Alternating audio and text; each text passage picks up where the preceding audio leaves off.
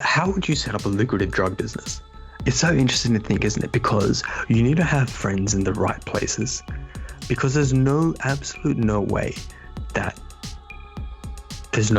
drugs can't pass through our system without any form of corruption. There has to be corruption for these things to pass. It's impossible for it to not. People get paid good money in the right hands because say you're sending it, say you're trying to receive it from overseas. If you're receiving a shipment from Brazil, that's going to be the cargo that gets looked at the most. So you need to know people at the shipping dock, like offices and everything, to like green ticket, or you know what I mean? Like how would you set up a lucrative drug business?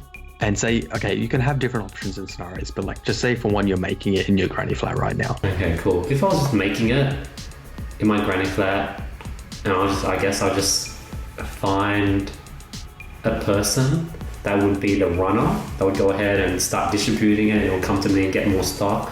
Now the question is, what if that runner becomes like a snitch?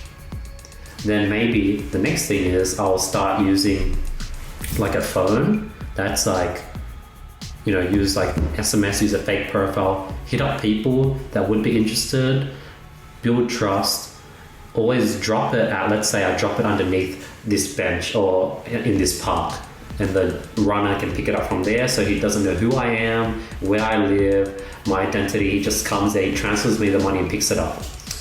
Now obviously as it gets bigger, the transferring of money will become an issue because that can now be linked. So then I'll have to start thinking of things like freaking like disposable like bank accounts, credit cards, PayPal, Beam, and I'll diversify and have like a bunch and try not to link it to me, and start receiving a bunch of payments and doing these drop-offs at these random locations. You know what they do? They call them, they're like, because it's so hard to be able to manage so many different things in so many different times. Okay, this is getting very deep here, and it should not be taken as if we're doing it at all. What you could do is you set up what's called, have you heard of what, like, I'm sure you have, like a shell company. You set up a shell company. You have a shell company, which is essentially the broader parent that owns e-commerce. Okay. And you can have that as owning a few different other things as well at the same time. And that shell company is obviously it does nothing. It has no operations. All it is it's a holding company. Yes. It's the parent company for e-commerce.